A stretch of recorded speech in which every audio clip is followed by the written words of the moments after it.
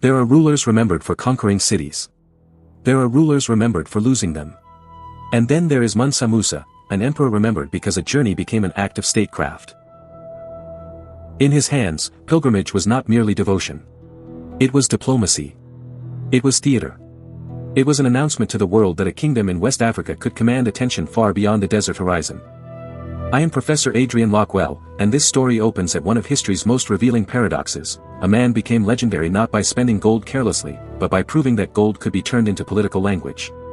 Mansa Musa ruled the Mali Empire roughly from 1312 AD to 1337 AD, and during that span, he performed an act that still disturbs the logic of power. He took material wealth, vast, dazzling, almost absurd wealth, and attempted to convert it into legitimacy, piety, reputation, and enduring memory. That is the real drama here. Not riches alone. Conversion. Because wealth, in history, is never the same thing as power.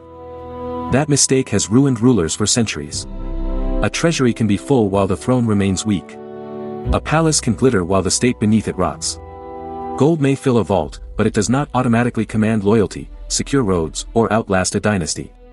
It does not persuade merchants to risk a caravan. It does not convince rival elites to submit. It does not make a kingdom remembered for more than a single brilliant moment. Wealth becomes power only when it is transformed into something more durable: institutions, alliances, roads, reputation, sacred legitimacy, and a place in the minds of strangers. That is why Mansa Musa matters. Mali was not some remote footnote waiting to be discovered by a later age. It was a strategic empire positioned on one of the most important commercial fault lines in the medieval world. To the south lay goldfields whose output fed the long-distance economy. To the north lay the Islamic markets of the Sahara and the Mediterranean world, where value could be translated into prestige, scholarship, and diplomatic influence. Between them stretched a system of caravan routes, desert wells, trading towns, local rulers, and political intermediaries. Whoever controlled that system controlled more than goods. He controlled movement. He controlled taxation. He controlled the pace at which information, trust, and authority spread. And in the medieval world, control of movement was control of reality. This is the point that changes the entire story. Mali's power did not come from gold existing in the abstract, as though treasure itself were a magic force. It came from the ability to direct gold through a world of routes, obligations, and human relationships. Gold had to be extracted, protected, exchanged, taxed, and converted into political advantage. Salt had to move too, and not as a luxury on the margins, but as a strategic necessity in an economy stretched across the desert. Scholars had to travel. Merchants had to travel. Pilgrims had to travel. Even reputation had to travel. Empires are often built less by hoarding than by managing circulation. That is the hidden architecture behind the legend. Mansa Musa inherited a system in which abundance and scarcity were interlocked. Gold was abundant in the region, but access to it was not random. It was organized, defended, and politically mediated. Salt was scarce, essential, and equally strategic. One represented value. The other represented survival. One drew the gaze of distant markets. The other kept caravans, armies, and cities functioning across an unforgiving landscape. Gold and salt were not separate commodities. They were the twin pillars of power. One financed prestige. The other sustained life. And that is why a pilgrimage could become a geopolitical event. Mansa Musa's journey to Mecca in 1324 AD must be understood as far more than a personal act of devotion. It was a public demonstration of piety, yes, but also a deliberate performance of sovereignty. It projected Mali outward into the wider Islamic world, where shared faith created a vast network of recognition among scholars, judges, merchants, and rulers. In that world, a sovereign did not simply exist because he claimed authority at home. He existed because others acknowledged him. To appear as a generous Muslim ruler, to move through the sacred geography of Islam with dignity and scale, was to seek more than spiritual reward. It was to demand that the world take notice. Recognition is one of the oldest currencies of empire. This is where the psychological dimension of power becomes impossible to ignore. A ruler can inherit land, but legitimacy must be continuously renewed. A ruler can command troops, but obedience must be constantly narrated into existence. A ruler can possess treasure, but unless treasure is converted into memory, it vanishes with the next generation. Mansa Musa seems to have understood this with rare clarity. His wealth was not merely private fortune. It was state capacity in search of a form. It could be offered, displayed, circulated, and sanctified. It could be used to bind people to a throne. It could be used to insert Mali into the mental map of a wider civilization. That distinction matters more than most histories admit. Some powers possess resources but fail to communicate them. Others are noticed but not respected. Others are admired but not believed. Others are feared but not remembered. Mansa Musa aimed at all four categories at once: admiration from the pious, respect from rulers, fear from rivals, and memory from posterity. It was an audacious strategy. In the short term, it worked with astonishing force. His name spread through the Islamic world and later into European imagination, carried by merchants, maps, and stories that only grew larger as they traveled farther. But the opening of this story is not a triumphal march. It is a strategic puzzle. How does a ruler in West Africa become famous in Cairo? How does the movement of one royal caravan unsettle markets far from the Sahara? How does a pilgrimage become geopolitics? Those questions reveal the deeper structure of the age. Medieval power was not simply about borders on a map. It was about access to networks, spiritual networks, commercial networks, diplomatic networks, and narrative networks. Whoever could insert himself into those systems could multiply influence far beyond what local geography seemed to allow. That is why Mansa Musa is not just a fascinating monarch. He is a case study in the politics of scale. He shows what happens when wealth, faith, and logistics are fused into one act of imperial expression. A ruler who can move resources through a connected world can make his kingdom appear larger than its territory. He can make distance work for him instead of against him. He can turn movement into spectacle and spectacle into authority. And yet there is a warning buried inside the legend. Spectacle can announce power, but it cannot substitute for the machinery that sustains power. A dazzling act can raise a kingdom's name across continents, but it cannot by itself guarantee succession, bureaucratic depth, or long-term resilience. History is full of rulers who dazzled so effectively that their fame outlived their institutions. Magnificence may create awe. It may create obedience. It may even create a myth large enough to survive the dynasty. But awe is not infrastructure. Obedience is not administrative strength. Myth is not governance. That is why this story demands a colder reading beneath the gold. Mansa Musa was not just a rich man on a religious journey. He was the head of an empire whose wealth depended on routes, alliances, and symbols across an enormous and fragile commercial zone. He acted at a moment when the Sahara was not a blank barrier, but a grand corridor of exchange linking West Africa to the wider Mediterranean world. Caravans crossed it. Scholars crossed it. Merchants crossed it. Emissaries crossed it. Gold crossed it. Salt crossed it. Ideas crossed it. The desert did not isolate Mali, it connected Mali to history. That single realization changes the meaning of the empire. Mali's rise was not a miracle of treasure buried in the earth. It was a political achievement built on the ability to organize extraction, transport, trust, and belief. In other words, Mansa Musa inherited not just wealth, but a system through which wealth could become legitimacy. And once legitimacy can be projected across great distances, even a pilgrimage can become a declaration of power. What makes that declaration so compelling is that it exposes a universal truth about human societies: power always depends on interpretation. Raw force matters, but force alone rarely governs long enough to shape memory. Money matters, but money without order can collapse into waste. Faith matters, but faith without political structure can be absorbed by stronger institutions. The rare ruler is the one who understands how these elements reinforce one another. Mansa Musa appears, at least in the surviving record, to have been such a ruler.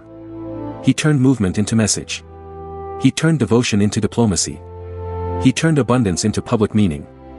That is why his story still resonates centuries later. It is not simply because he was wealthy. Wealth by itself is common in history. The extraordinary thing is that he recognized the deeper rule of political life: value is not enough unless it can be staged, trusted, and remembered. A kingdom can sit atop gold and still vanish if it cannot convert that gold into enduring authority. A ruler can cross continents and still leave nothing behind if the journey does not harden into institutions, symbols, and a stable place in the wider world. And so the legend begins with a paradox that is larger than one king. The king who made gold political was not merely displaying fortune. He was solving a problem of civilization. How does a state sitting on the edge of the Sahara become legible to the rest of the world? How does a ruler transform local wealth into global reputation? How does a pilgrimage become a weapon of prestige? To answer that, the map has to widen, because once the question becomes geography, the desert stops looking empty and starts looking like the highway of empire. And that is where the real story of Mali begins. To understand why Mansa Musa would later shape the Islamic world, the map has to be read like a ledger and a war plan at the same time. West Africa in the 14th century was not some distant blank at the edge of history. It was a hinge zone, a place where continents did not meet gently, but collided through commerce, faith, rivalry, and the hard arithmetic of survival. The Sahara did not simply separate worlds. It forced them to negotiate. North of it lay the Maghreb and Egypt, tied into the great Islamic economy. South of it lay the gold-bearing lands of the Sahel and the forested interior. Between them stretched the desert, which to the careless eye looked empty, but in strategic reality functioned like a filter, a barrier, and a toll road all at once. Whoever controlled the crossings controlled not only goods, but access, prestige, and political leverage. Mali mattered because it sat on that hinge. Not beside it. Not near it. On it. That single fact explains almost everything that followed. The empire's power did not come from a single conquest or a single city. It came from position. Geography had given Mali a place where wealth, belief, and movement could be converted into statecraft. Gold could flow outward from the West African interior into the hands of merchants, scholars, and rulers across the Islamic world. Salt, cloth, horses, manuscripts, copper, and luxury goods could flow inward. In an age before modern banking and industrial extraction, this was not just commerce. It was the architecture of power. A kingdom that controlled routes did not merely collect treasure, it shaped the terms on which the entire region could breathe. The great sources of gold, especially bambuk and beret, were not magical fountains waiting to be exploited by a lucky ruler. Their value came from control over access. Gold entered long-distance exchange through specific channels. It had to be mined, sorted, weighed, trusted, transported, and guarded. Every one of those steps created a political question. Who could claim the ore? Who could organize the labor? Who could move the metal safely? Who could certify its purity? Who could prevent a rival from intercepting it on the road? The real struggle, then, was not only over the mines themselves, but over the corridors leading from them. The state that secured those corridors could transform geological advantage into political authority. The state that failed could watch its future leave in another man's caravan. And then there was salt. Salt was not a side commodity, not a decorative luxury for the elite table, and not a minor addition to a merchant's cargo. In the desert economy, salt was strategic necessity. It preserved food, sustained human bodies under brutal conditions, and kept caravans, animals, and armies alive across regions where every mile could become fatal. In a world without refrigeration, without rapid transport, and without any modern substitute for preservation, salt was infrastructure in mineral form. Gold dazzled, but salt endured. Gold announced power, but salt made power usable. Gold could impress a court. Salt could keep the court from starving. This is why the economy of the Sahel cannot be treated as a simple story of abundance. Abundance is never enough. The true question is always conversion. How does resource become revenue, and how does revenue become authority? Mali's rulers understood that caravan protection, taxation, and route security were not secondary administrative chores. They were forms of sovereignty. A state that escorts trade through dangerous terrain is not merely maintaining order. It is proving that order can exist where chaos would otherwise rule. It is claiming the right to stand between danger and profit, and to collect a price for that privilege. That proof mattered because the roads were never empty of predators, opportunists, and political intermediaries. Tuareg groups moved through the desert with the hard knowledge of people who understood the routes, the water points, and the logic of survival. They could facilitate trade, obstruct it, reroute it, or turn it to their own advantage. Their position gave them leverage, and leverage in the Sahara could become a form of veto power. To the north, Maghribi merchants brought demand, credit, and the broader commercial language of the Islamic world. But merchants were never just merchants. They were also carriers of information, rumor, diplomatic pressure, and comparative prestige. They could enrich Mali, but they could also reveal where Mali was vulnerable. To the east and along the Niger Basin, the rising Songhai sphere was another reminder that power in this region was never permanent. West African states did not expand into empty land. They grew by absorbing routes, taxing transit, and outcompeting neighbors for the loyalty of merchants and local elites. A kingdom could appear unshakable while its edges were already being tested by rivals who understood a brutal truth: controlling movement mattered more than holding a single city. The empire that can command a road can bend a region. The empire that loses the road soon discovers that walls and titles mean less than the habits of trade. That is why route security became one of the great unsung arts of empire. It required diplomacy, force, gifts, hostage arrangements, alliances, and the constant calibration of fear. Too much coercion, and merchants would seek another path. Too little, and the roads would fall into the hands of whoever could intimidate or bargain most effectively. The ruler who mastered this balance did not need to conquer every mile. He only needed to convince traders that his domain was the safest route from one world to another. In that sense, the state was not just a collector of taxes. It was a guarantor of trust. And trust, in the medieval world, was inseparable from legitimacy. Mali's legitimacy was reinforced by Islam, but not in some superficial, ornamental way. Islam linked the empire to a civilizational network stretching from West Africa to Cairo, Damascus, and beyond. It gave rulers a shared language of law, piety, scholarship, and diplomacy. It allowed kings of Mali to be understood abroad as sovereigns rather than merely local chiefs surrounded by gold. That mattered immensely in an era when recognition could determine whether a ruler was treated as a peer, a client, or a curiosity. Yet Islam did not erase local memory. The Sundiata tradition remained part of the dynasty's imagination, and that continuity mattered because empires survive not only through force, but through stories that teach subjects why this bloodline, this house, this throne, deserves obedience. Dynastic memory is a political technology. It tells people that the present order is not accidental. It is inherited, sanctified, and connected to a founding act that has been repeated in ceremony and retold in oral tradition until it becomes part of the state's nervous system. Here the deeper architecture of Mali becomes visible. One pillar was commercial control.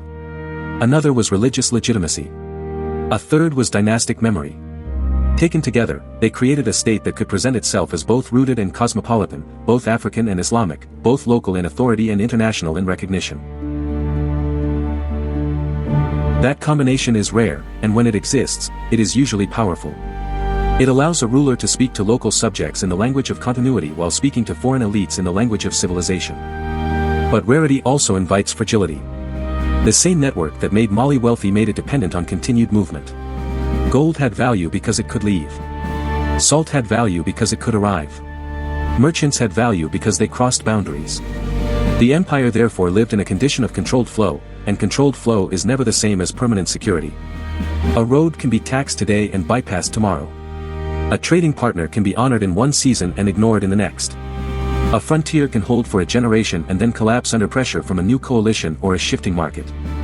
This is the strategic heart of Mali before Mansa Musa's great pilgrimage. It was an empire of connection, and connection is both strength and exposure. It depended on movement, yet movement could escape control. It profited from openness, yet openness invited competition. It drew prestige from the wider Islamic world, yet the wider Islamic world also offered alternative centers of gravity. Cairo, in particular, was not simply a city. It was a diplomatic magnet, a place where prestige could be confirmed or diminished by recognition. Maghribi and Egyptian elites were not satisfied to hear rumors of a rich African ruler. They wanted proof. And proof in the medieval world often meant visible piety, lavish gifts, disciplined entourage, and participation in the sacred geography shared by the Muslim world. That is the environment into which Mansa Musa inherited power. The point is not that Mali possessed wealth and then waited for genius to appear. The point is that a structured geopolitical system made a dramatic gesture possible. The pilgrimage would later look like spontaneous magnificence, but it was only imaginable because the empire already sat astride the channels of trans-Saharan exchange. Mansa Musa did not invent the chessboard. He stepped onto it with uncommon intelligence. And intelligence matters, because medieval rulers were not naive about symbolism. They understood that public acts could alter perceptions faster than slow administrative reforms. In a world where reputation traveled by caravan, by sermon, by market, and by letter, spectacle could function as statecraft. Yet spectacle was never enough on its own. It had to rest on the hard machinery beneath it: taxation, escorts, alliances, tribute, and the disciplined management of movement. Without that machinery, gold was just metal. With it, gold became a language of power. That is the central lesson hidden inside Mali's geography. Wealth in this empire did not come from hoarding. It came from circulation. Gold had to move. Salt had to move. Credit had to move. News had to move. Scholars had to move. Pilgrims had to move. Even legitimacy had to move, because a king whose authority never leaves his own court may rule locally, but he does not fully exist in the wider world. Mali's rulers knew that the ability to guide circulation was more valuable than the possession of any single commodity. They ruled not by freezing wealth in place, but by making movement itself profitable. That is why the empire's strength and weakness were born from the same source. The more successfully Mali controlled trade, the more it became responsible for keeping trade alive. The more it benefited from trans-Saharan exchange, the more it depended on the stability of routes, alliances, and perceptions. A resource empire always faces the same dilemma: the very channels that enrich it also expose it. If the desert lanes shift, if intermediaries defect, if foreign demand changes, if prestige moves elsewhere, then the structure beneath the throne begins to tremble.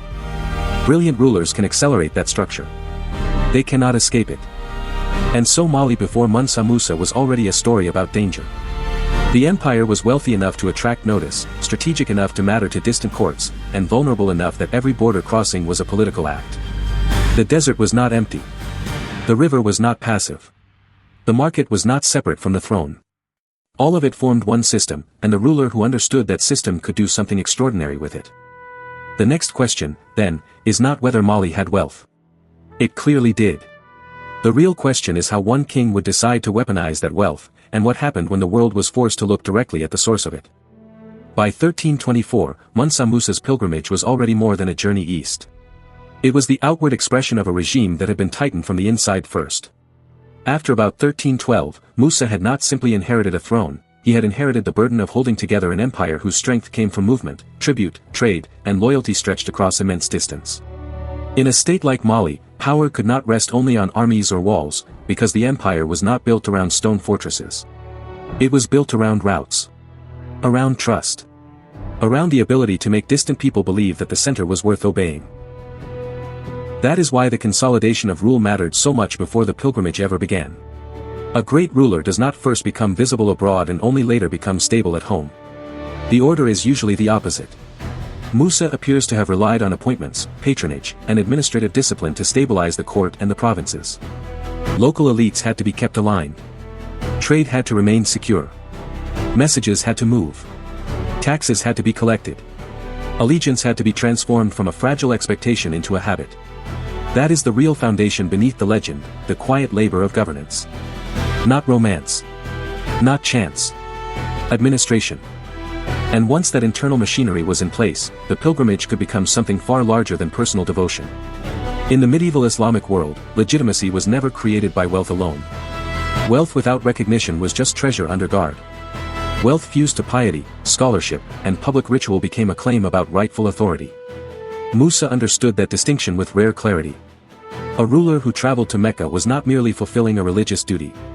He was speaking in a language recognized from North Africa to Egypt to the broader Islamic world. He was announcing that Mali was not a remote storehouse of gold in the western margins of known geography. It was a sovereign power with a place inside the moral and political order of Islam. Religion, in this context, was not separate from statecraft. It was one of its most powerful instruments. That is what makes the pilgrimage so strategically rich. It was devotion, yes. But it was also diplomacy, branding, and political theater without being mere theater. Musa was not staging an empty performance for applause. He was inserting Mali into a network of recognition. Pilgrimage created witnesses. Witnesses created memory. Memory created status. And status, in the medieval world, could harden into influence. The caravan itself should be understood as a logistics operation before it is understood as a spectacle. A crossing of the Sahara was not something that happened because a ruler felt inspired. It happened because supply chains had been organized, escorts had been assigned, animals had been managed, water sources had been calculated, and gifts had been prepared with intention. The desert was not an empty backdrop. It was a filter that destroyed the careless and rewarded the organized. To move wealth across it required more than riches. It required discipline. It required coordination. It required confidence that borderlands, intermediaries, and route protectors would not collapse into chaos along the way. That is why the pilgrimage revealed so much about Mali's actual state capacity. A ruler who can contemplate such a journey has already demonstrated control over a huge political machine. Caravans had to be protected. Supplies had to be arranged. Security had to be maintained. The movement of people and goods had to be managed with the precision of a military expedition. In a region where movement itself was a form of power, Musa was showing that Mali could move more wealth, more people, and more prestige than rivals expected. Medieval accounts describe an entourage so vast that the numbers themselves begin to drift toward legend. Tens of thousands are often mentioned. Soldiers, servants, officials, pack animals, attendants, and gift-bearers are all said to have been part of the procession. The exact totals are impossible to verify, and the chroniclers who recorded them had every incentive to magnify the scale of what they saw. Greatness was often measured in exaggeration. But the important point is not whether every figure was exact. The important point is that witnesses experienced the caravan as overwhelming. It was large enough to leave an imprint on memory. Large enough to make rumor spread faster than the caravan itself. Large enough to convince observers that they were seeing not an ordinary royal visit, but a geopolitical event. That matters, because spectacle only works when it is credible. A performance without weight is just costume. Musa did not need perfect arithmetic. He needed enough scale, order, and abundance to make disbelief impossible. And he had that. The caravan presented a ruler who could command space, resources, and attention at once. Every gift told a story. Every official in the procession told a story. Every protected mile across the desert told a story. The story was simple, but devastatingly effective. Mali was wealthy enough to travel like a great empire, and disciplined enough not to fall apart while doing it. The brilliance of the strategy was that it fused three kinds of authority that often strain against one another. First, religious legitimacy. Musa traveled as a Muslim ruler fulfilling a sacred obligation. Second, political sovereignty. He moved not as a petitioner but as a monarch. Third, economic abundance. His wealth was visible, mobile, and convertible into influence. In weaker hands, those forces could have cancelled one another out. Piety might have looked like dependence. Riches might have appeared vulgar. Public display might have seemed insecure. But Musa arranged them so that each reinforced the others. His generosity was not random charity. It was calibrated patronage. His gifts were not just acts of kindness. They were political signals. Every distribution of wealth told foreign elites that Mali possessed reserves deep enough to spend without fear. Then the caravan reached Cairo. That city mattered enormously. Cairo was not a provincial stopover. It was one of the great engines of the medieval world, an administrative capital, a commercial hub, a center of learning, and a place where dynasties measured themselves against the broader currents of the Islamic age. To arrive there was to enter a system where reputations were made, compared, and remembered. Musa did not come to Cairo as a beggar seeking validation. He came as a sovereign whose realm many Eastern elites knew only vaguely, if at all. That alone changed the balance of perception. But what made the arrival unforgettable was the way gold entered the city with him. The chroniclers later wrote of such lavish generosity that gold was allegedly dispersed in enormous quantities, enough to affect prices and unsettle expectations. The exact scale of the disruption is debated, and historians have long noted that medieval accounts often expand numbers in service of wonder. But the core event is difficult to dismiss. Musa's spending in Cairo was large enough to be remembered as economically meaningful. That is the key. The pilgrimage was no longer just a procession of piety. It had become a market event. And once gold enters the market in quantities large enough to alter behavior, the meaning of wealth changes. Gold is not only a symbol. It is a force. It changes calculations. It reshapes confidence. It can destabilize as easily as it can impress. Musa's gifts revealed a ruthless truth about abundance. When reserves are large enough, generosity itself can become a kind of pressure. A ruler can buy admiration, but he can also overload the assumptions on which a market rests. Too much wealth arriving too suddenly can act less like blessing and more like a flood. It enriches, but it also distorts. That is one of the most important lessons in the whole story. Power is not only about possessing valuable things. It is about controlling the conditions under which those things are revealed. Musa's gold did not simply make people admire him. It forced them to revise their map of the world. Wealth, long associated in the popular imagination with Mediterranean and Near Eastern centers, was now visibly flowing from the Western Sahel. The axis of astonishment had shifted. Mali was no longer a rumor at the edge of the known world. It was a source of consequences. There was also a diplomatic intelligence in this that deserves attention. Musa did not present himself as an outsider trying to force entry into the Islamic sphere.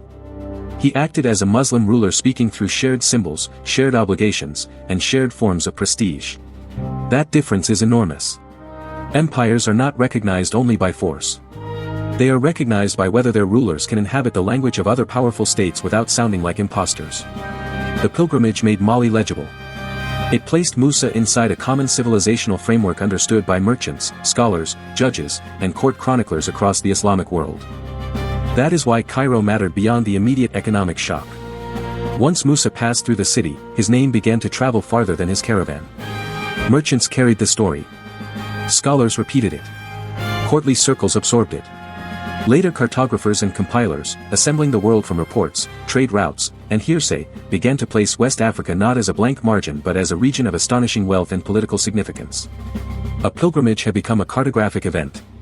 A king's act of devotion had redrawn mental maps. This is statecraft at its most elegant and dangerous. Musa was not merely spending money. He was investing in memory. He understood, instinctively or deliberately, that rulers are remembered not only for battles won, but for images that survive them. A king who can make distant cities talk about him has already achieved a kind of victory. His name is no longer bound to his court. It travels independently. It enters other people's conversations. It becomes impossible to ignore. That is what the pilgrimage accomplished for Mali. It turned sovereignty into a story the wider world would repeat. And yet the deeper strategic truth lies in the shadow beneath that triumph. The same act that projected strength also revealed how much of that strength depended on one extraordinary ruler. Musa could command such a journey because he had consolidated authority at home. He could sustain the scale of the display because the court, the trade routes, and the provincial order had all been brought into alignment.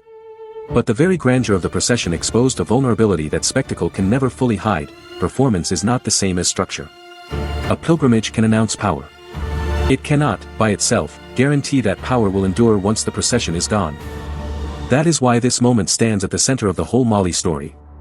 It was the high point of Mansa Musa's political intelligence, the point where piety, wealth, and statecraft converged into one unforgettable demonstration. The empire spoke in gold, and the world listened. But history does not reward applause alone. Once the caravan moved onward, a harder question remained waiting in the background: what survives when a realm's greatest strength is concentrated so visibly in one man's judgment? What remains when the brilliance of a ruler must eventually face succession, administration, and restraint?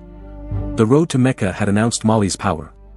The road home would test whether that power had become something deeper than a magnificent performance. And that is the final irony of Mansa Musa's age. The man who turned a pilgrimage into a geopolitical thunderclap did not merely spend gold, he spent memory into the future. His greatest conquest was not Cairo, and not even Mecca. It was the fact that centuries later, the world would still be talking about Mali as if a kingdom can be preserved in the mind long after it has been broken on the map. That is not a small achievement. It is one of history's rarest forms of power. Armies seize territory. Administrations collect taxes. Merchants move wealth. But memory decides what survives after the banners fall. Mali's real afterlife did not live in its frontiers. It lived in the stories merchants repeated, the manuscripts scholars copied, the maps Europeans later distorted, and the enduring image of a ruler whose gold seemed to bend geography around him. The empire became larger in imagination after it became smaller in reality. The verdict is severe, but it is also fair. Mansa Musa's reign proved that wealth can purchase attention, piety can purchase legitimacy, and spectacle can purchase a temporary global audience. Yet none of those can substitute for institutions sturdy enough to survive the ruler who built them. Mali rose because it mastered the traffic of the Sahara, the politics of Islam, and the administration of commerce. But hidden inside the triumph was a structural weakness that every great state eventually faces: the system leaned too heavily on the personal authority of one extraordinary man. When a realm depends on charisma more than on durable machinery, greatness becomes brilliant and fragile at the same time. That is the hard lesson history keeps repeating. The public sees the gold. The historian looks for the ledgers, the governors, the succession rules, the military chain of command, the tax collection, the roads, the archives, the discipline of offices that continue even when the throne changes hands. These are the invisible bones of power. Without them, a kingdom may dazzle, expand, and command awe, but it cannot easily outlive the personality that gave it force. Mali did not collapse because it was poor. It faltered because its greatness had been so intensely personalized that administration became thinner, succession became more unstable, and the political center could no longer exert the same gravity once the exceptional ruler was gone. And yet the ruins did not become silence. They became reputation. Timbuktu, elevated under the patronage of Mali's rulers, survived the empire's high point and became something more durable than territory, a symbol. A place where manuscripts mattered. A place where scholars gathered. A place where Islamic learning, legal reasoning, and intellectual prestige took root in the Sahel and endured in the historical imagination long after armies had marched elsewhere. Here lies one of history's most underestimated forms of power, the ability to turn a city into an idea. Empires can lose borders. They struggle far more to erase books. That is why Mansa Musa's shadow extends so far beyond West Africa. Merchants carried the story of his wealth. Scholars carried the story of his pilgrimage. Cartographers later carried his image into maps, where a black ruler associated with gold became a visual shorthand for a distant kingdom whose fame outran the understanding of most Europeans who drew it. The legend was imperfect, distorted by rumor, envy, fascination, and the medieval hunger to convert the unknown into symbol. But even distortion is a kind of historical tribute. It means the world had been forced to notice. And notice is not a trivial thing in history. Entire civilizations have risen or declined according to whether other powers could be compelled to recognize them. Recognition shapes trade. Recognition shapes diplomacy. Recognition shapes the confidence with which a state presents itself to the wider world. Mali was not merely rich. It became legible. It entered the mental map of the Islamic world and, through later retellings, the broader memory of the globe. That is why the pilgrimage mattered beyond the immediate drama of gold and devotion. It was a declaration that Mali was not a remote producer of wealth buried deep in the continent. It was a participant in a larger civilizational order. This is the second truth hidden inside the story: spectacle can create sovereignty in the eyes of others, but not always in the machinery of the state. Mansa Musa understood this better than most rulers of his age. He knew that gold sitting in mines was only potential. Gold entering caravans, mosque foundations, diplomatic exchanges, and pilgrimage circuits became power. He knew that religion could sanctify kingship. He knew that a ruler seen in Mecca would not merely be remembered as rich, but as part of a moral and cosmic order recognized from West Africa to the Nile. His pilgrimage was therefore not an indulgence, it was an argument. Mali exists. Mali belongs. Mali is known. But history is rarely impressed for long by an argument alone. Once the applause fades, a state must still answer the old questions: who inherits authority, who collects taxes, who commands loyalty, who resolves rival claims, who holds the frontier, who preserves order when the throne is empty. Those are the questions that separate a dazzling reign from a lasting civilization. Mansa Musa's Mali answered them well enough for a time. But later fragmentation exposed what every empire eventually learns: personal genius is not the same thing as institutional resilience. That distinction matters because human beings are always tempted to confuse the visible with the durable. A ruler who can command attention appears stronger than a bureaucracy that merely does its work. A glittering procession appears more powerful than a ledger. A legendary journey appears more meaningful than the dull repetition of procedures. Yet history has a cruel habit of rewarding what is least glamorous and most essential. The empire that lasts is rarely the empire that dazzles most. It is the empire that can survive boredom, routine, succession, and the ordinary friction of time. That is why the fate of Mali feels so modern. The structure is ancient, but the pattern is familiar. A ruler gains legitimacy through visible success. Resources pour in. The state becomes famous. Outsiders assume the spectacle equals stability. Then the deeper test arrives: succession, administrative depth, long-term coherence. And the system reveals whether it was built as a machine or as a stage. This is the modern mirror. Today, resource wealth still tempts nations to confuse abundance with strength. A country may sit on oil, minerals, transit routes, or strategic trade and still remain politically brittle if wealth is not converted into institutions.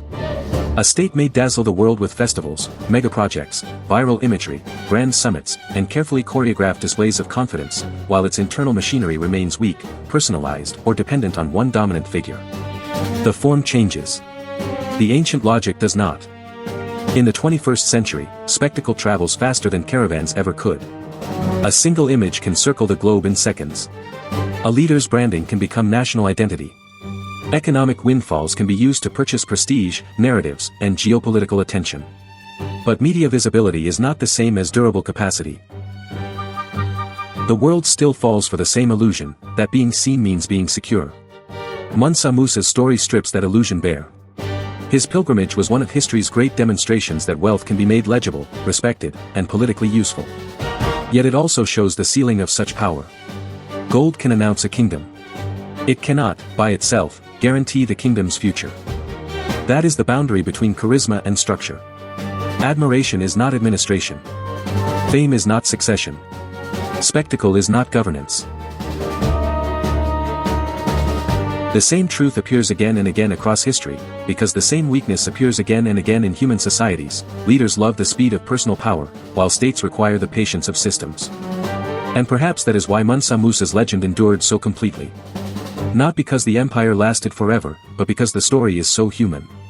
Every age tries to solve the same equation: how does a ruler transform resources into legitimacy without becoming trapped by his own performance? How does a society build memory without mistaking memory for permanence? How does power survive the death of the personality that made it feel inevitable? Mansa Musa answered those questions with remarkable intelligence, but not perfectly. He understood the symbolic economy of his era better than most monarchs understood their own. He used pilgrimage as diplomacy, generosity as messaging, and piety as statecraft. He helped raise cities that would become intellectual beacons. He placed Mali into the long memory of Africa, the Islamic world, and eventually Europe. That is a formidable achievement by any standard. But history's final standard is harsher than greatness. It asks not what a ruler could make happen once, but what his world could continue to do after him. That is the measure by which institutions are judged. Not by their brightest day, but by their third generation. Not by the one ruler who could make everything move, but by the offices, norms, and loyalties that still function after that ruler is gone. This is why the deepest historical comparison is never between two great men alone. It is between two different answers to the same problem of time. One answer depends on brilliance, the other on structure. So the legend outlives the empire because legends are easier to preserve than systems. A manuscript can survive a conquest. A story can survive a collapse. A map can outlive a dynasty. Memory often outlives armies. Yet memory has its own danger. It can make the dead look more stable than the living ever were. The very fact that Mansa Musa became myth can conceal the fragility that made his myth necessary in the first place. That is the most unsettling legacy of the entire episode. Human beings do not merely seek power, they seek to be remembered as having possessed it meaningfully. They build monuments, stages, pilgrimages, cities, and reputations because the terror of transience is one of the deepest engines of civilization. Mansa Musa grasped that instinct and weaponized it. His gold was not just wealth. It was a proclamation against oblivion. But oblivion is patient. It waits for succession crises. It waits for administrative decay. It waits for heirs less gifted than founders. It waits for the moment when awe can no longer compensate for structure.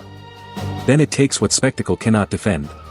And once that happens, the empire remains only in fragments, in a city's reputation, in a manuscript's margins, in a mapmaker's imagination, in the echo of a name that refuses to disappear. So the final lesson of Mali is not that wealth is meaningless. It is that wealth without institutional depth is a firework, brilliant, visible, and gone.